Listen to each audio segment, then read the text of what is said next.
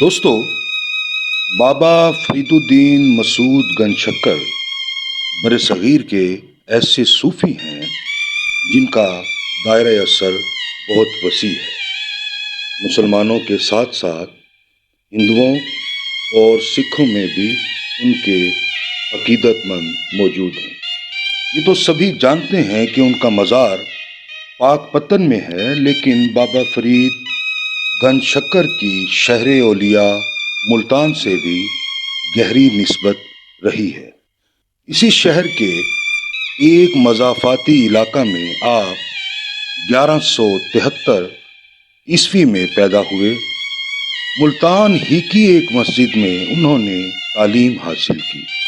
آج ہم اپنی پہلی یاترا میں ملتان کی جس تاریخی مسجد کا ذکر کرنے جا رہے ہیں، یہ مسجد بابا فرید الدین گنج شکر کی زندگی میں ایک خاص اہمیت کی حامل ہے۔ بابا فرید الدین مسعود اس مسجد میں 4 سال زیر تعلیم رہے۔ اسی مسجد میں انہوں نے تصوف کے ابتدائی مدارج طے کیے۔ اسی مسجد میں تعلیم اور قیام کے دوران ان پر پہلی بار چشتی رنگ چڑھا اور ان کی زندگی کا رنگ ہی بدل گیا۔ اس وقت برصغیر پاک و ہند میں اس مسجد کے سوا کوئی ایسا تاریخی مقام نہیں جس کا بابا فرید الدین گنج شکر کی ابتدائی زندگی سے تعلق رہا ہو، لیکن شہر اولیاء ملتان کی اس تاریخی مسجد کا یہ منفرد اعزاز آج بھی برقرار ہے کہ اسی مسجد میں قیام کے دوران بابا فرید الدین گنج شکر کی تقدیر بدلی اور اسی مسجد میں فرید الدین مسعود کے فرید الدین گنج شکر بننے کے سفر کا آغاز ہوا۔ سو آئیے آپ کو اندرون شہر ملتان کی مسجد درس والی میں لیے چلتے ہیں۔ بابا فرید الدین مسعود گنج شکر ملتان شہر سے 16 کلومیٹر دور ایک بستی کوہتوال میں پیدا ہوئے، جو صدیوں پہلے بھی ملتان کا حصہ تھی اور آج بھی ملتان میں ہی شامل ہے۔ اسی بستی میں انہوں نے ابتدائی تعلیم حاصل کی۔ عربی فارسی کے بنیادی قواعد سیکھنے کے ساتھ ساتھ قرآن پاک بھی حفظ کیا۔ ان کے گھر کا ماحول پارسائی اور علمیت کا آئینہ دار تھا۔ بابا فرید الدین مسعود کی عمر اس وقت 18 سال تھی جب وہ ملتان میں وارد ہوئے۔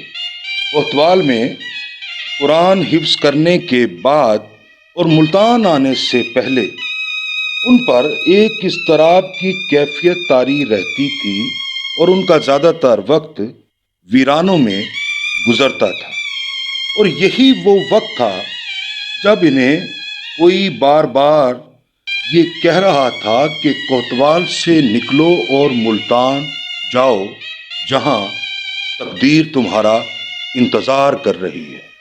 سو فرید الدین مسعود ملتان کے تاریخی قلعہ سے آدھا میل دور اندرون شہر کی ایک مسجد میں تعلیم حاصل کرنے لگے، جو بعد کے زمانہ میں انہی کی نسبت سے معروف ہونے والی تھی۔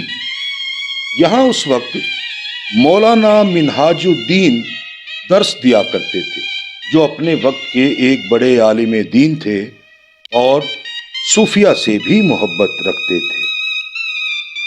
علم دین حاصل کرنے کی لگن پر فرید الدین مسعود کے سبھی اساتذہ ان کی طرف متوجہ ہوئے۔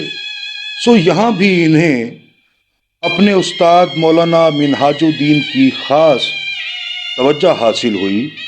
فرید الدین مسعود نے بھی اپنی تعلیم میں گہری دلچسپی لی اور ہمہ وقت مطالعہ ان کی عادت بن گیا۔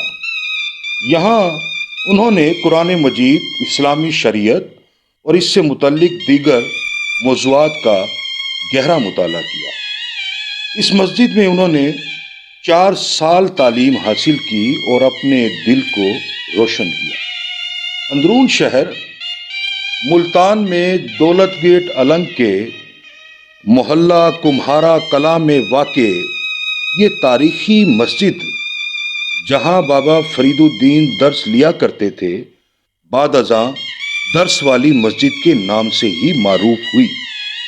اسی مسجد کے ایک حصے میں وہ مدرسہ قائم ہے جہاں تدریس ہوا کرتی تھی اور دور دراز کے طلبہ قیام بھی کیا کرتے تھے۔ بابا فرید الدین بھی ان طلبہ میں شامل تھے جن کا قیام اس مسجد میں تھا۔ ملتان کی اس تاریخی مسجد کی بنیاد 93 ہجری میں رکھی گئی، جو ملتان میں محمد بن قاسم کی آمد کے فوری بعد کا زمانہ ہے۔ اس حوالے سے یہ مسجد بر صغیر کی ابتدائی مساجد میں شمار کی جا سکتی ہے۔ دولت گیٹ النگ کی ایک تنگ سی گلی میں موجود یہ مسجد آج بھی 2 حصوں پر مشتمل ہے، ایک حصہ مسجد جبکہ دوسرا حصہ میں مدرسہ قائم ہے۔ اس مسجد کی تاریخی اہمیت کا ایک پہلو یہ بھی ہے کہ یہاں بابا فرید الدین گنج شکر کے ہم عصر اور قریبی دوست حضرت بہاؤالدین ذکریہ ملتانی بھی زیر تعلیم رہے اور بعد ازاں تدریس کے فرائض بھی انجام دیتے رہے۔ ملتان میں چشتیہ سلسلہ کے بانی حافظ جمال اللہ ملتانی اور ان کے خلیفہ خواجہ خدابخش خیر پوری تو یہاں طویل عرصہ تک درس دیتے رہے۔ انہی صوفیاء کی یادگار کے طور پر اس مسجد میں موجود مدرسہ کا نام جامعہ غوثیہ فریدیہ رکھا گیا۔